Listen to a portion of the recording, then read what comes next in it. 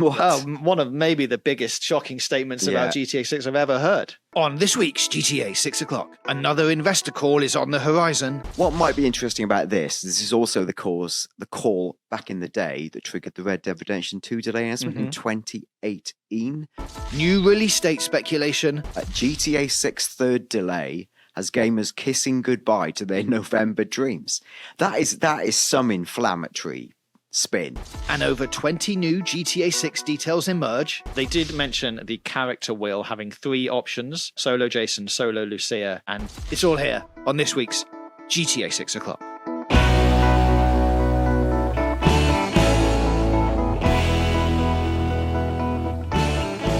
Hello and welcome to episode 106 of GTA 6 o'clock, the world's most in-depth and best connected GTA 6 show. I am your host, James JJ Jarvis. This is Dan DD Dawkins, and what a week.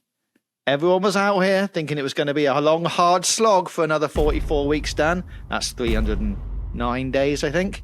And bam, a lot of speculative information suddenly seems more real.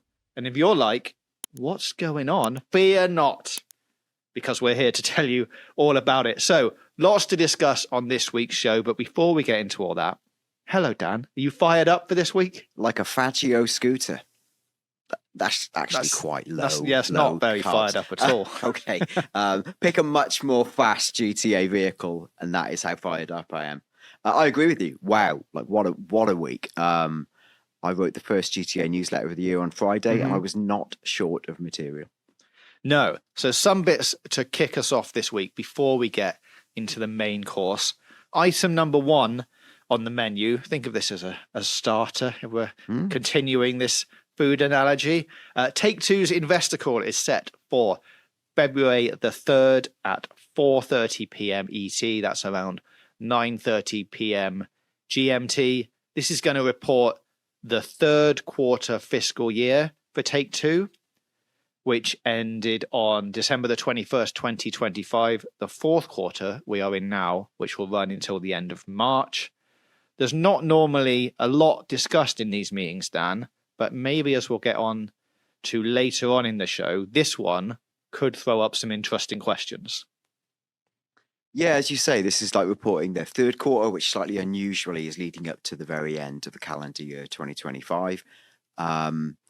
What might be interesting about this is also the call back in the day that triggered the Red Dead Redemption 2 delay announcement in 2018. The timings are slightly different, though, so I don't know if we can expect quite the same thing. No, yeah, that was when they announced the delay again, when it was meant to be coming out in spring, and then it was pushed to later on in the year. Obviously, we know the GTA 6 release date is November the 19th. Yeah. So nothing like that is going to happen GTA 6 related in this call. However, speculation hat, if they wanted to lift the share price up a little bit, some screenshots reconfirming that November the 19th release date, releasing just before that call, surely wouldn't hurt them at all. Yeah, and I think that's probably the most dramatic or best case scenario, is they do something to reassure sentiment in the release date of GTA 6. If let's say what's the worst case scenario? Game delayed again. It's too early. This is not the call, I think, to make that call. No, they probably won't know until, based on, again, when we thought the game was coming out in November 2025, previous Rockstar developers were saying they'd probably make that call in May. So I don't see why the phasing would be any different. So it wouldn't be probably until like May 2026 that we know whether they're delaying the November like the date. next call, not this one. So the next call, not this one, is what I'm getting to. So I don't think it would be that one. But what would be helpful, and this will become more obvious as we talk during this call, Rockstar have had quite a bruising, Take-Two probably more so, have had a bruising start to the year regarding speculation around the release date. It would be a good time to assert investor confidence and possibly public confidence by sharing a few screenshots. Now, that's not a prediction that they will. I just think it's a nice opportunity aligned to a public speaking moment that would allow them to say, you know, the ship is calm, look ahead to the oceans, things are fine, it's a lovely sunny day. just to get people back on side. Yeah, I mean, they don't even have to say anything, right? You just release some screenshots saying, we're looking forward to you all playing the game on November the 19th. Yeah. That's it. No other statement needed. Yes. 2 nice screens. So there you go. GTA 6 screenshots could appear in less than 3 weeks. Of course, this week as well, we've had some more delay rumours, which, for readers of the GTA 6 O'Clock newsletter, will know, wiped $786 million from Take-Two's market cap in around 24 hours. So, should we get into this one, Dan? How high is the horse that you're going to need to climb on? Because mine's going to need to be pretty big. I think that this is a very modern. I don't know if it's a moral tale. It's a tale of how media works now and how betting markets work now and how rumors can become reality. Things that aren't true can actually bend reality to its will. There's all sorts of angles to this. But yeah, let's get into the I guess the meat of what's actually transpired. The meat of the horse. The meat of this horse, this high horse. To coin an old phrase. So the facts. Yes. PC Gamer report. Bloomberg journalist Jason Schreier said on a recent episode of the Ringer's Button Mash podcast that GTA 6 might follow the same delay pattern as Red Dead Redemption 2, which was delayed twice before release. If it does turn out that way, GTA 6's current November 19th, 2026 console release date will be the actual release date because, as we have covered on this show quite a lot, GTA 6 has already been delayed twice, but that comment seems to have been misinterpreted by a number of outlets, which has then twisted into new GTA 6 delay rumors abound. Yes. The difficult thing to ascertain here is what definitely happened is Jason Schreier appeared on the Ringers podcast and said some very, like we'll get into the meat of it, some quite couched things, speculating about responding to a question. With the first question of the entire show, it was a 2026 preview show of games, and the host's first question was, let's start with the big one: is GTA going to come out in time? Then Schreier said the things he said. That a day or two later got written up by, including other places, Eurogamer. Again, you might have your own feelings on Eurogamer. Generally quite trustful, certainly well intended. Their opening paragraph sort of, took Schreier's words and threw shade upon will the release date hit. Mm-hmm. Then there were much more aggressive and frankly misleading headlines from outlets such as, again, I don't want to call anyone out, Screen Rant, who wrote, GTA 6 third delay has gamers kissing goodbye to their November dreams. That is some inflammatory spin on what was said or not said. And I think the end result of all of those things coming out of headlines was, and this again is partly related to the betting site Polymarket that you might be aware of, rose to prominence during the last US election, where particularly the bet around will Trump come back into power. And Polymarket, you can bet on anything, right?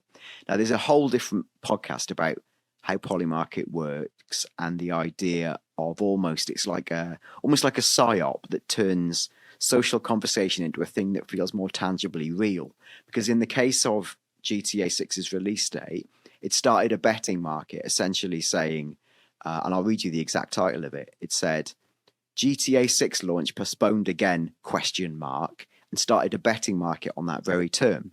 Then that term then gets effectively a score.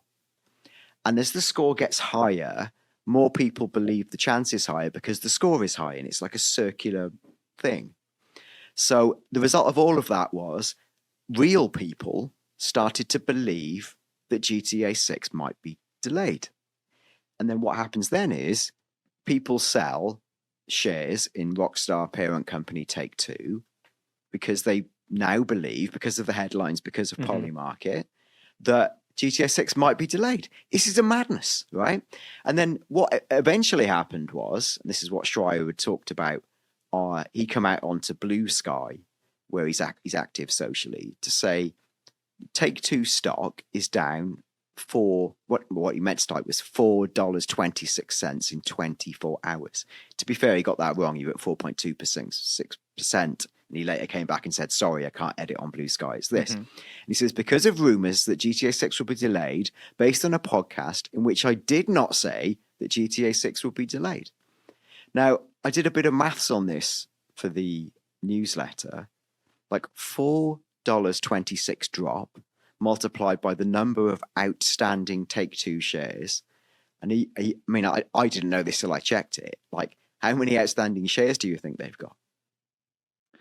I don't know. I know how much they were going for at the weekend because I looked. Yeah, so they've got astonishingly 184,600,000 outstanding shares. So if you multiply that by the drop in the share price, you come to a 780 million plus figure that was wiped off Take-Two share price in 24 hours because of a misinterpretation of a thing that was never said. That is utterly wild. That is almost $1 billion off the market cap of the biggest third-party video game maker in the world because of like a journalist saying something and it being misinterpreted.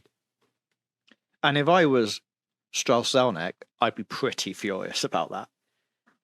Yeah, wild furious. Like how are we letting this happen? And how has this come to pass? Like, you know, I'm surprised that Rockstar and or Take-Two aren't doing something about that. And maybe they are in the background. Maybe there's been conversations happening going like, you know, I'm sure they've managed to find Jason Schreier's email address or got in touch with someone at Bloomberg or something and gone, we're going to need to talk about what you're doing here because it's not good for our business. Like, whatever you say. Yeah, I guess if he comes out and goes, turns out, guys, this week I've heard that it's not being delayed, then the share price will go back up again. And maybe that's good for everyone. But it's a very volatile, dangerous situation to be in for everyone. It's what's so difficult about it. And I also I think Rockstar will unequivocally have a relationship with Jason Schreier. Rockstar will see him as a person of interest.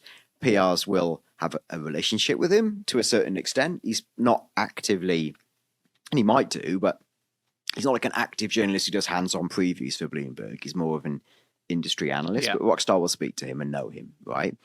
Can Rockstar stop Jason Schreier talking about their game? No. Like, they can't, right? They can't stop anyone talking about their game. And should Jason Schreier... You know, Jason Schreier's calculus is, I don't want to really annoy Rockstar because what can they do? Well, I mean, worst case scenario, what? Deny him, it's not even worst case. Light touch, deny him access to the game, blah, blah, blah, refuse to advertise with Bloomberg, etc., etc. But I think, at what point does him not even really speculating, saying what he thinks on the game become something that could be construed as a legal issue or libelous? I'm not sure it is, because he's only offering his opinion. The thing that might be trickier is if, for example, they could identify he's got a source and we know who it is, and then they're leaking confidential information. But if they can't prove that, you know, this is such a difficult thing, I think, to police for Rockstar. So while Strauss Zelnick might, you know, probably came into the office, flipped over some crates or whatever he does, punched some, you know, sacks of potatoes, and then I want Schreier, you know, he did the Goodfellas thing with Schreier, right? But what actually are the levers he's got to stop it? Where I think it speaks more to Schreier's position in games journalism as the sort of soothsayer of anything to do with unionization and release dates. He's probably the most trusted games journalist. So as a result, everything he says carries this extra responsibility that I guess he's more aware of than anyone, and he's probably torn between, like we all are, right? Even in us, we're not Jason Schreier, but there's things you know that you can't say, or things you know that you say in a certain way because you're part of a bigger ecosystem. Yeah, that's Schreier. He's the same position. So I don't know. Like in this situation, for example, do you think what Schreier said was wrong or negligent? I have feelings that it probably could have been worded better because it's pretty, like, I mean, it's, if you actually read it, it's obviously not that difficult. You can read between the lines, but it's not a clear indication of like, because what he essentially said was, I think it's going to come out this year on the release date that it's currently set for. Yes. Do you want to read out, or should we put up the actual things he said on the ringer? Because you've got the words here, haven't you? Yeah. So they were asked about, while talking about Red Dead 2, he said, if you look at the history here, they announced it for fall 2017, then it slipped to spring 2018, and then it slips again to fall 2018. And it landed there October of that year. Yeah. So I wouldn't be super shocked if that's what happens again this time around. And then he went on to say, this is a big and complicated game. And the last I heard, it was still not content complete. That is to say, people were still finishing things up, still finalizing levels and missions, and seeing what was going to make it into the game. Typically, the way game development works, if you have a feature complete, your content complete, and then your bug testing phases. And I think that first bit about going, I wouldn't be super shocked to see if that's what happens again this time around, while referencing what happened with Red Dead Redemption 2, is a little bit like, it's not clear enough, clearly, to some people reading that to take that as, oh, they're talking about the game is still coming out in November. Yeah, I can see that, because essentially what he's trying to, it's really a positive by virtue of telling the backstory. It sounds like he's framing it as a negative, and whilst he's talking about delays, isn't he? Yeah. Rather than saying, I confidently think, or with the best of my abilities, I think this. But, but I also agree that's not what he meant. I don't know the context of the ringer call. I've definitely misspoken on this show and in other places where you've probably said something and gone, I could have put that a bit more clearly. I guess the damage, inverted commas, was done by then, which is crazy. I mean, and as you say, it comes back to like reporting or not reporting on things you may have or may not have been told versus opinions, and doing that on I can't remember how long that podcast is, probably a couple of hours. Yeah, it's a good hour plus. It becomes more difficult to differentiate between what is an opinion and what is I've heard this, or I've heard this and now I've interpreted it this way and it's become my opinion. Because you can't, there's no line drawn between, okay, this is going to be the part of the podcast where we talk about things I've been told by game developers versus these are the things that I think. Like, there's no line drawn there, but I think there is clearly still someone on the inside of Rockstar leaking or passing on information over to Schreier in some way. And I'm kind of amazed that Rockstar don't know who that is and haven't shut that down. As we'll get onto in a minute for the rest of the show. They're pretty hot on that. It seems to be like they would have inklings, I imagine. It's just whether they can actually prove it, as you say. And I don't know how you do that other than going around the whole office going, no. Who are you talking to? And because there's no grit in what he said. He's not saying my source tells me, or here's a new detail that corroborates the fact that I have some inside information. There's none of that, right? So it might just be, it could be passed off as like my opinion based on a reading of history. It could be my opinion based on a reading in history, plus speaking to 3 anonymous sources who I aren't citing here. Now, with Schreier, that's always implied because he's a good journalist who sources things. So I think, unfortunately for him, or fortunately, unfortunately for him, with great power comes great responsibility. He's held to a higher account when he speaks. He's got almost a sort of presidential Barack Obama style obligation to speak in a way that other people don't, which is sort of, the privilege and curse of that position. Yeah. I think something that possibly really set this off, and again, maybe not fairly, and maybe was misconstrued, is the fact he said, and this is again where it implies he's spoken to someone. He says, the last I heard, it was still not content complete. Now that's interesting for 2 reasons. The first is like, the last I heard it is, as in, heard it from who? Yeah. Implying a source. The second part is the content complete bit. The reason that's interesting is because Tom Henderson, also fairly trusted video game insider, and that Kiwi Talks guy who interviews developers, both of whom had come out at various stages late last year to say GTA 6 is content complete. So Schreier coming out and saying it's not content complete could be read as, I'm not saying it was meant this way, as a direct refutation of what they'd said, and almost implying like, you guys are wrong, everything's up in jeopardy because all your information is bad. Mm-hmm. I'm not saying that's what he meant, but I think the inclusion of that phrase added this some extra, spice that made the markets react, because they're like, oh wow, we thought it was content complete, but it's not, says Jason Schreier. Oh. Yeah, and that being mixed in around the same time as talking about delays, isn't helpful. To go, oh, you know what, this happened with Red Dead when it slipped and slipped and slipped. Oh, and by the way, the game's still not content complete. You can make that connection between they were just talking about things being delayed, and now they're talking about not all of the things being ready. I'm making my own assumptions. The game's going to be delayed. Like, you can see how that very quickly spirals into, well, I'm putting 2 and 2 together, and maybe I'm making 5, but I could very easily make 4 if I tried quite hard. But I don't think, journalist hat on, in isolation, he's saying anything that I think is wrong or bad. I think it's a bit muddled, maybe. Yeah. And because, as we've said, he's got a lot of kudos that what he says does carry more weight.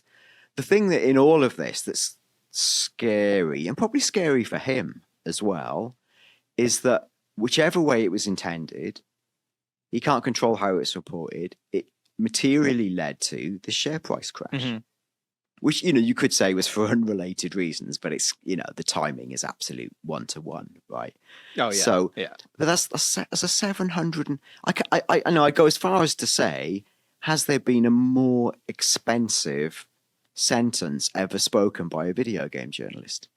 Probably not. That costs, and again, you've also got a flag that a $780 million drop in a share price, as dramatic as it is, doesn't actually mean anything unless, for example, Take-Two sold all their shares. Loads of private investors sold their shares. But I mean, I say it's not entirely meaningless because it affected the market and people could have traded based on those patterns. So the most sinister version of this is, by the way, I'm not saying this is what happened, but I'm just saying this is a possibility. If you have the ability to move markets like Jason Schreier has, he could, in theory, right? I'm not saying he has, but you could place a short bet against the Rockstar share price, go on a podcast and throw some shade on the release date, and reap the benefits. I am not saying he's done that, right? No. To be unequivocal, but I'm saying with that power, it's almost like insider trading. There is a way to adjust the markets. It's seemingly yourself, and benefit from that because you know what you're going to say and when you're going to say it. Yeah, and if you work for the company, there's all sorts of very definite rules about insider trading, right? Yeah. And this is why it's so difficult for, maybe someone is wiser than me in listening who can add a legal perspective on a sort of company perspective. I don't know for Schreier, is it some, all things aside, I don't know what he's done actually wrong. And for Rockstar, I don't know what they can actually do, apart from, I guess, mafia style, a friendly phone call. Yeah, or if we're assuming that he is speaking to people with inside the company, double down on that. Guys, we really need to stop speaking to any of your contacts. And I dare say, we'll get onto this as we talk about the rest of the show. Rockstar's approach to security has almost been the utmost. Another incident like this will have Rockstar, like the building of the Death Star, redoubling their efforts. Yeah. I dare say an email went round effectively saying, if anyone speaks to the press, we're going to crush you like a worm. Like, in so many words. Definitely use those words. Yeah, in so many legalese words, right? And again, I'm misspeaking there, right? But I don't carry the same weight as Jason Schreier. It did not say crush you like a worm. But that is what the levers you can pull within Rockstar, because there was no tangible detail. If Schreier had said, here's a load of new details, clearly spoken to someone, and then Rockstar were able to trace the digital footprint of all their employees, and they could see the whatever it was communication to Schreier, gotcha, crushed like a worm. Yeah. But that isn't there because Schreier's not that naive, and neither should be the leaker. This is such a difficult one to pull the rights and wrongs out of. You'd be pleased to know the poly market betting is down to a mere 45%. Having peaked at the high 50s, early 60s. And we've slipped below 50%. So sanity has slowly slipped back. Okay. Well, and once those screenshots come out in a couple of weeks before the next Take Two call, it'll go right down. All right, then. Also in the news this week, big week for news, as we said, the ongoing Rockstar union dismissal debate and legal proceedings continues. The Independent Workers Union of Great Britain asked a judge for the fired GTA 6 developers interim relief at a preliminary employment tribunal hearing in the UK that was held last week. They told IGN at the time that they were hopeful the judge will see their way, but insisted that if the interim relief is not granted, that doesn't mean Rockstar will not be found guilty of breaking the law if and when the case goes to trial. That hearing happened last week. That interim relief for those workers has been denied from that preliminary hearing, which essentially just means the people who got fired, as far as I understand it, means they will be compensated during the period of this legal proceedings if they are not allowed to go back to work for Rockstar, because it's immediately got let go. Now they don't have any income. It was asking, well, can you at least pay them while we work out what's going on? Yeah. While we wait for the hearing, can we get some money as if we were employees? Because I think for a number of the people affected, this was written about in a Eurogamer article published shortly before we came on air. The implication was that some of the sacked employees may have to relocate, actually leave the country, because they can no longer afford to stay here without wages. So there's real world implications of this. Rockstar, as a Rockstar spokesperson, told IGN last week that we have consistently made clear that we took necessary action against a group of individuals across the UK and Canada who discussed highly confidential information, including relating to the game's features for upcoming and unannounced titles in an insecure and public social channel. This was a breach of long-standing and well-understood confidentiality policies. This channel contained at least 25 non-Rockstar employees, including employees of competitor game developers, a video game industry journalist, as well as dozens of anonymous, unidentifiable members. So there's obviously quite a big group of people in there from a mixture of disciplines. IGN reported on Rockstar's zero-tolerance policy on leaks, highlighting that it dismissed a Rockstar employee in Lincoln, UK in April 2025, who it alleged disclosed confidential information about GTA 6 to a third party who published the information on social media, and dismissed an employee in the US in November 2023 and another in India in November 2025 for two separate acts of information leaking. Now, all of this comes back to the big main course of the show, in that April 2025, in the thing that they're talking about there when they're talking to IGN about their zero tolerance policy on leaks, is just before May the 6th. Now, this was when trailer 2 launched, May the 6th, and we learned Jason Lucia's full names because of the 70-odd screenshots, the trailer, and the revamped website. Now, these were names, Jason Lucia's full names, which the X account called Game Roll revealed in a post on April the 19th. This turned out to be correct.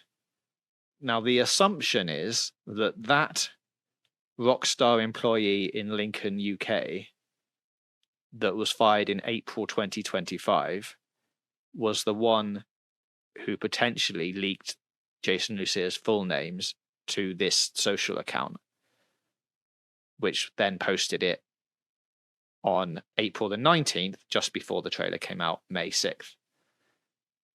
The question now, before we get into the other details about all of this, is how Rockstar knew who that was. Because that timeline, to me, implies some very swift detective work. So from April the 19th, which is when the tweet was posted, saying Jason and Lucia's full names, you've got just over a week, 8 working days until the end of April for, if this does all line up in the way that people are speculating it does, to find out who that was and fire them. It's not very long for, and I'm sure they would have seen the tweet and gone, okay. And maybe they had some thoughts about what was going on. But it's difficult. I mean, playing the role of detective, it would be difficult to do unless you were like, let's tell 4 or 5 people some different surnames of each one of these and see if any of these get out. And we'll put one of the real ones in there. I don't know how you would do that, basically. It's difficult depending on whether you find the criminal holding the knife covered in blood or someone literally typing. Well, yeah, no. You know what I mean? And to zoom out a little bit, because this is interesting context, like, why Lincoln? Well, there's a Rockstar Lincoln studio, which used to be Tarantula Studios. That is Rockstar's Q&A testing and localization facility. That's not geographically close-ish, but not that close to Rockstar North. This is me speculating. There's a possibility that people in that Rockstar HQ feel attached, but maybe not as attached to the mothership. And I think sometimes that can create a sense of like cultural. This is wild speculations, so to speak, but it's based on experience of working in large companies with multiple locations. Sometimes the cultural values embedded within one location may not exactly match the other, despite the fact they are globally and officially one company. Yeah. Right. It could be that there's a different. People see themselves as different because they used to be literally a different company got acquired by Rockstar. There may be some of that old school. We're not really Rockstar. We're badged at Rockstar. We're not Rockstar. Whatever, right? Whatever. But the fact is that there are people who would know information. Yeah. Legit. So Lincoln is an area of interest, suspicious. And then I guess it really is a case of like, if it was someone at Lincoln who had access to the game through localization or Q&A, knew the surnames of Jason and Lucia, basically, how stupidly did they convey them to Game Roll? Did they, do it in a way that's really hard to trace? Yeah. Or in a stupid way? No one's sending that from their company email address. Well, you'd think not. Right? But I think there's blind spots between, basically anything you write in most companies is there forever, right? But I think sometimes people don't realize that. And so I think sometimes people think contents of their emails or different things are safe. Not to say this person did, but I think it's you can't assume that every employee is 100% aware of what is and what isn't monitored. And it might even go down to things such as company devices. Some companies give people mobile phones. Yeah. It might be that someone thought they were sending something on their private phone that just so happens to be owned by the company, and the company say, by virtue of having this phone, we own all your data. That's the thing you signed up to, but you didn't read it because it was 1,000 words of disclaimers. Yeah. So it could be they've got this person, again, assuming all this timing lines up, right? It could be they've got this person banged to rights, and the person involved just didn't realize how silly they've been. And then and that might explain that whilst 8 days is really quick, it's not if someone's been a bit silly. Yeah, if some red flags have gone up during that time period, and they're like... They may have gone that afternoon. Well, get the IT people, we'll scan it, there it is. This person has said, dear Game Roll friend, it's this and this. Then that person's done, you're cooked. Yeah, and all of that then, assuming that you believe all of that is correct. Yes, that person is the one leaked it to this Game Roll account. Which it might not be. It could be somebody else. Yeah. It could have come from anywhere. The timing is really, It works out. Because there's a location where people could know things, and the timing is very, correlation, causation, quite close. But we don't know, right? No. It's just close. And all of that then brings us to the big topic of the week, which does relate to the Game Roll account, in that over 20 new details have resurfaced related to that account because that account predicted Jason and Lucia's full names in a follow-up post that they posted on June 7th, 2025, which was 2 months or so after the original post. But I think we're going to have to assume, given that the person who told them those real names may or may not still be working at the company at this point, has told them all of this information pre-Trailer 2 coming out, because it's, Trailer 2 came out in May. They were let go in April. So this would have to be around the same time as them going, here are their full names. Here is loads of other information. Now, GameRoll did tweet a big disclaimer before posting this information, which reads, I have no proof of any of this information other than it's all come from the same exact source who told me Jason and Lucia's last names. It's not a direct source. They claim to be the friend of a Rockstar developer. I asked them to find out Jason and Lucia's last names so I could verify their story once they were eventually revealed, and that's what happened. Some stuff here may be false, misinterpreted, or complete BS. I trust the source, but I have no way to prove any of it. Now, this, of course, as we're going to get onto, doesn't mean any of these things that they posted are accurate, as they said in that tweet. Being right once, as we've discussed, does give you an air of credibility, but I would not take these things as facts. They're also not new facts, as we stated. They've been posted June the 7th, 2025. So that's over not quite a year. But and the information would have come from even earlier than that. So some people dismissed it at the time.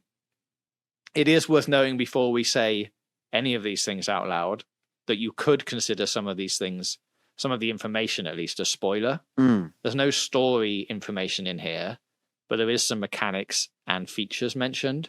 So if you don't want any of those things spoiled, look away now with your ears, and maybe come back for the end of the show, because we're going to dive into some of them, and just I think it's worth going over them and seeing how likely we think that they are. Again, we're not saying any of these things are in the game. These are just things that have been thrown out by that social account. But if you believe that all these things line up, some of these things may be accurate. It's also, we're assuming, from around April 2025, this information. So over a year and a half before the game's release, current release date, could be even longer than that. Yeah. So a lot can change in 18 months of game development. These things might have been happening at the time, might not be happening now. They could be new things, additions. Like, all of this is still pretty speculative, I would say. It really is. And I can't remember whether at the time in the show we talked about these details, like last June. I can't remember. It's the honest truth. Definitely not all of these things. Yeah. And I remember I'd found in the newsletter, I'd found the newsletter last year where I reported on this at the time. And it was interesting reading back the way I reacted. I was thinking, did I just go, whoa, look at this Joker? Yeah. And I was actually at the time quite couched, saying, nobody can tell. This has got the ring of truthiness, but... Played the 50-50 card. Yeah. But, could not be. Because it did feel that way, though. Right? I didn't feel like this is clearly a load of madness because of the strength of the name thing, which felt unequivocal. Yeah. It felt like worth paying some respect to. I'll also add that I put that link in the newsletter and it broke, so no one can read that. So I'll do that again this week. As we're reading this right now, actually, there's some stuff in here that I wonder throws into question the timing of the leak. But let's get into that as we go through. Yeah, we're not going to spend too long on each of these things because it's probably a whole nother episode in itself. Yeah. And maybe we will do one of those and really dive into them. If that is what you want, let us know in the comments. Get in touch on Twitter at GTAVOclock. You can send us an email, gtavio'clock@gmail.com. Okay, so some quick gameplay mechanics that may or may not be returning. 6-star wanted level returns. Makes a lot of sense to me. It's GTA 6. Put 6 stars in it.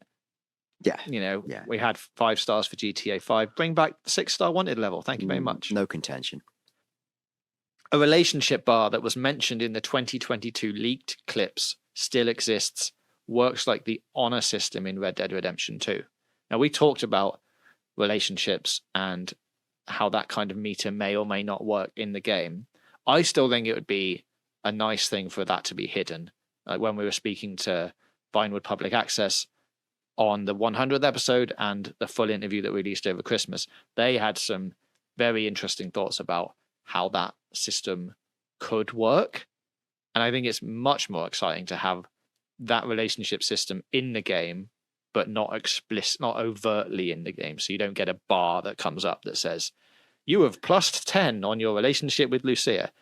I think if it was much more subtle, that would be cool. But and you played more Red Dead Redemption 2 than me. How explicit did you think the honor system affected things? It definitely makes a difference. People know you know, if you've done bad things in the town, people remember and you know, don't let you into a shop, or like see you coming and say different things to you. So it's a system that is clearly in place and could be expanded upon in the last 5 or 6 years of game development. It's clear, it's definitely a thing that adds a lot more life to the world. You could see how people react to you if you're, you know, got a wanted level or you're an outlaw versus you're just a nice cowboy. Yeah. I could see that definitely transpiring its way into GTA 6 in quite a fun way. And was that something that, like you just said, plays out with a plus 10 honor points or minus 10? Or is it just, it happens, but you're not aware of it? So the honor system in Red Dead 2 was if you helped citizens that are stranded or getting beaten up, your honor goes up. If you steal things, murder people, become a nuisance, your honor goes down. Now, some of that is subtle and in the background, but every time your honor rank goes up or down significantly, you do receive an in-game notification that says your honor ranking has -1 or +1, depending on what you've done. Not every rank gives you bonuses, but if you get like honor rank -6, you've got a long way to go before you get back into people's good books. Like you have to do a lot of good things. Yeah, okay. So it does tell you when you've done something significant. It's like, well done, you helped that person out. +1 honor. But you don't get a consistent bar that's just there saying what your honor is. You just have to sort of do good things or bad things to know where you're at on that scale. So yeah, makes sense. And I agree with you. I think if this is in GTA 6, I would rather, I think it's covert because it adds an extra layer to the, are we getting along? You know, can we trust each other? Trust. If trust is, well, I know we're at 94% trust, it takes all the ambiguity out of it. So I think, yeah, having that hidden is quite. And it might not just be with Jason Lucia, right? It could be with multiple different people. So, you know, like in Red Dead, if you get up to sort of like honor 5 ranking, the good side of things, you get 25% discount in all the shops in the game. So it relates to other things that are happening in the world as well. Equally, if you get like honor -1, when you loot dead bodies, the drop rate is increased for like Deadeye tonic, alcohol, tobacco, that kind of stuff. So it's a trade-off mechanism, really. Yeah, it's like, you know, if you're good, you get a discount in the shops. If you're bad, you get more bad things to do bad things with. Yeah. So, I mean, it'll be interesting to see how they develop that and what happens. Apparently, the weight mechanics are a thing. So, plussing and minusing your weight, I assume, related to how much you're working out as either character in the game. Yeah, we've seen the gym screens, you know, so yeah, sure. And on the same tangent, explorable underwater areas with treasure and secrets. What? One of maybe the biggest shocking statements about GTA 6 I've ever heard. There's going to be underwater sections. No mention yet of the Atlantis theory that we've covered on previous shows, but, you know, will the secret of Atlantis be in there? Who knows? The Trader 2 scene where Jason buys beer is gameplay. That is a very small shot, like it's of his legs carrying bottles of beer. Could be gameplay, sure. I mean, it does say at the end of that trailer, from a mixture of, you know, gameplay and cinematics, and you have to work out which one is which. Maybe that one's gameplay. This is the point where I thought it was actually interesting in terms of the timing of the leak, because if the source told Game Roll about the game names before trailer 2, if at the same time the source relayed this information, I don't think it would have meant much to Game Roll, because Game Roll would go, what scene? Yeah. Why would that be interesting? It feels like something Game World have asked the source after watching trailer 2, or even a broader question like how much of that is gameplay, and the source saying, "Oh well, the bit with beer is gameplay." You're like, what? I don't know, but I just thought that was interesting in terms of the timing, which might suggest that it wasn't a one-time info dump, but was it a conversation that continued over a couple of weeks, or sort of before and after trailer 2? Yeah, because if you're following this timeline, this posted on June 7th. Mm. Is after trailer 2, but is also after that person possibly has been fired. Yeah. So I think by the time you've been fired, you're saying whatever you want. Well, you're not, because I think you're probably under the world's worst NDA. And I think, most Rockstar employees, I think even the most menial Rockstar employees have crippling NDAs. Yeah. So, but there may have been a period of time before the sacking, assuming it's the same person, where there was a bit of back and forth. Yeah, and I mean, there's also the assumption that all of this stuff came from that source. Yes. Now, I'm not disparaging Game Roll at all here, but if you had a list like this where you were like 75% of these things seem true, you could add some of your own thoughts into this. Oh, yeah. For example, trailer 2, the scene where Jason buys beer is gameplay, and just leave that in the mix of everything else, and then it becomes the truth. Imagine if Game Roll was pro refueling, how much I'd be backpedaling now. That would seal it if they said refueling is in the game. And the special edition contains a blow-up crocodile. That'd be great. Unfortunately, none of those things were in here. No. They did mention the character wheel having 3 options. Yeah. Solo Jason, solo Lucia, and dual protagonist controls, where Jason and Lucia can be controlled at the same time to rob together in the open world. Now, when they say at the same time, they don't literally mean like you're having to use 2 controllers or you're controlling them both on, one stick for each person, because that's a madness. I think it's you're just going around with both of them. One of them is AI controlled as a companion, and sometimes you just get to choose. I guess it's like flicking between the 3 characters, but this time you only really get 2 characters to choose from. But if you want to roam around in the open world with both of them, you can now do that, is how I would interpret that. Yeah, don't know. And, No. I think I've written at the time about what this means for co-op. Don't know. Maybe nothing. Yeah, and some missions can be started using the 2 of them at once. I mean, that's pretty obvious. You've got a game where there's 2 main characters. Of course, there's going to be missions where both of them are involved.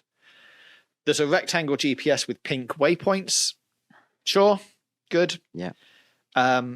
Jason has a Deadeye ability, like the one in Red Dead Redemption 2, slows down time and reveals weak spots. Now, the next bit is slightly weird, that Lucia can do this, but only has 1 shot, like 1 attempt to do this. So I guess the assumption is Jason has, like Michael in GTA 5, a time period where he can fire off multiple shots, whereas Lucia only gets 1 shot. Allegedly, the source said this is not working. They say super bad. But it's meant to show how Jason is a better shot than Lucia due to his time in the army. I don't know if that works as a gameplay mechanic. I think that's let's see. Let's see where that goes. No, and only really makes sense if Lucia has a compensatory ability, like she's good at driving. Yeah, or gets better. Yeah, throughout the game. But we've discussed this before. People react to having your gun out. This is, I imagine, NPCs when you're walking down the street. If you're walking down the street carrying an assault rifle, people are going to react to that. That makes a lot of sense. There are some male strippers. The driving's the best it's ever been. The gore and dismemberment is being built off Red Dead Redemption 2. Yeah. And there's a limited weapon system where items are stored in the trunk of your car, which we have discussed at length.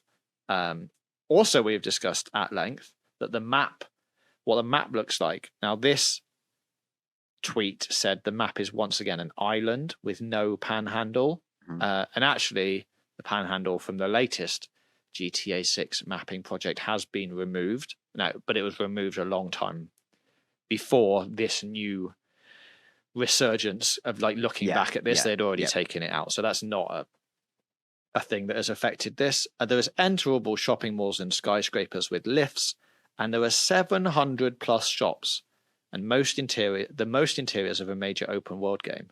Now they say themselves this is the one I'm most iffy about.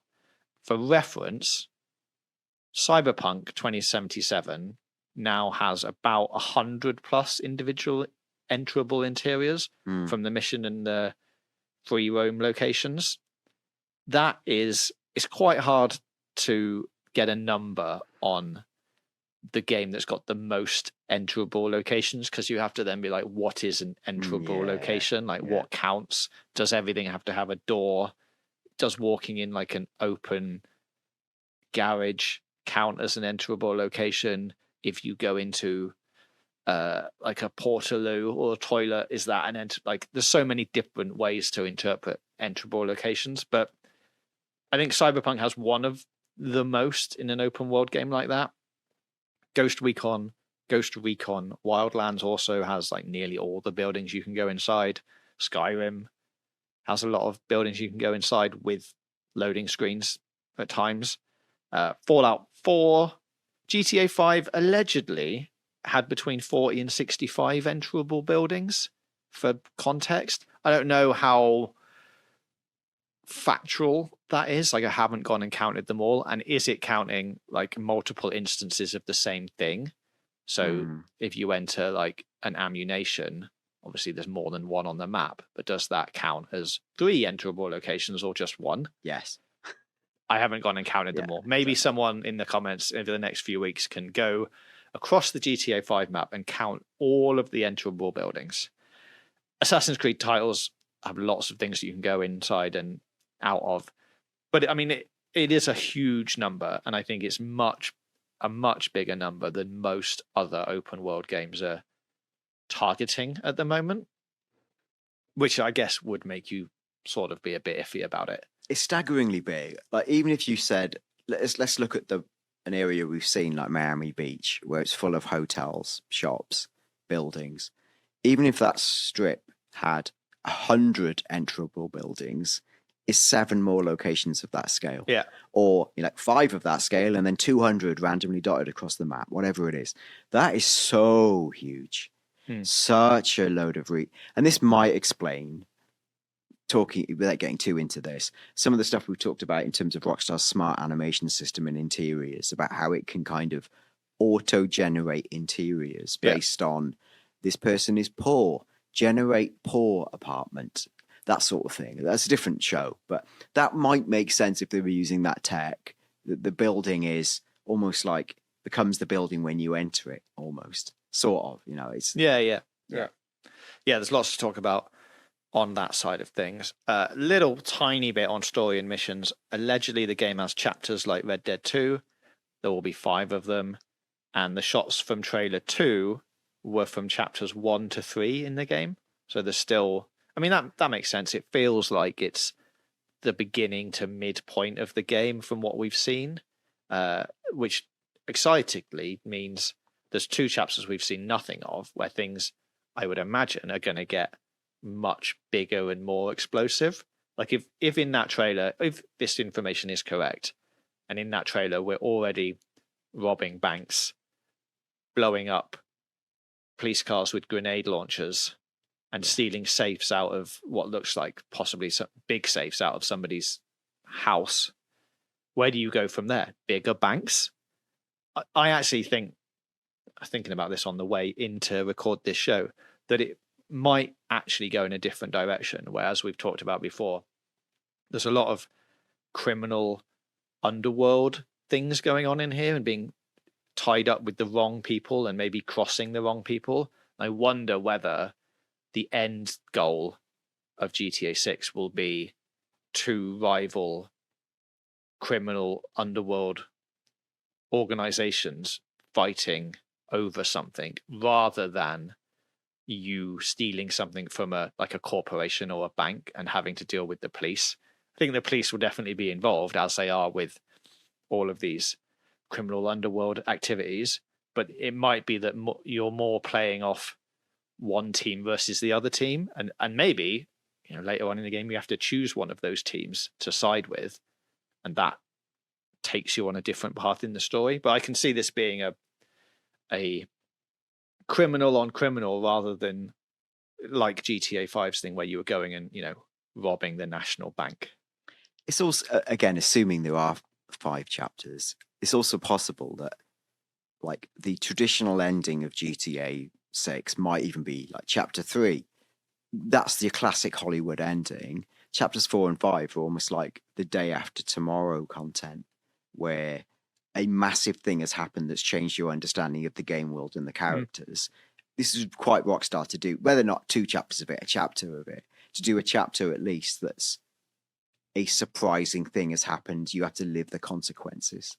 That would be not unprecedented and quite interesting, but we don't know. No, right? we don't know. No, and that's assuming, a chapter 1 could be a prologue or a a different, something set in a completely different place. That is chapter 1. So actually, the game that we're seeing in the trailer, that the gameplay that takes place in Vice City, is only chapters 2 and 3, and after chapter 3, something else happens, or we have to go north of the map for things that we've never seen. But there's lots of things to do there, and on that note, there are a couple of things where they mentioned some cut content or things that currently didn't exist at the time. One of these was listening to music outside of the car. It was allegedly not a thing back then when they were talking about these things. I can't see that happening in GTA 6. I think you've got to listen to music outside of the car in some form. Yeah, I feel like we saw, didn't we? Well, this again, I've imagined it. There was some other rumor that you could listen outside of the car. Well, we've seen like Jason wearing like AirPod style headphones and things. Yeah. Like it's like you just wear them as for aesthetics. It feels like a thing in the modern world you'd want to replicate. Who knows? And maybe it wasn't in at the time of this leak. Exactly, and went in, or what? And again, who knows? But it feels like that would be a miss were they not to include that. There's a couple of other things in here, but the one I think we should touch on just before we wrap this up is, at this point, allegedly there was no Disney World parody in the game. So clearly all of these things are made up. And I mean, will it be in there? Will it not? We've talked about this at length. Yeah, we have. I guess that what might be true is at one stage you're talking about if there is dismemberment and gore technology that works against the idea of a Disney World parody. Or it makes the roller coasters real spicy. Oh, that's what I mean. But there's such a fine line for Rockstar and their legal team that maybe they went, the risk isn't worth it. Yeah. How about an abandoned Disney World where none of the rides work? Yes, you can. Anyway, I won't speculate any further, but I can see the difficulty. Well, lots of things to discuss on future episodes as well. If you want a summary of this show and anything else that happens during the course of this week, you can subscribe to the GTA 6 newsletter, gamesradar.com/newsletter. Click on the GTA 6 one. If you've got anything you want to talk to us about, you can get in touch on email, gtavioclock@gmail.com, or on Twitter/X, GTAVOclock. If you are listening on podcast services, thank you very much. But do jump over to YouTube, where you can add your comments below, click like, and click subscribe. While you're doing all that, we will go off, analyze all this information. Quick update actually on the Red Dead 2 mystery. Still a little bit up in the air. There's been a few more steps, a little bit more progress being made, but hasn't led to anything significant yet. Maybe we'll do a summary of where we're at on next week's show. So we will go and keep an eye on all that, and we'll be back next week for another episode of GTA 6 O'Clock.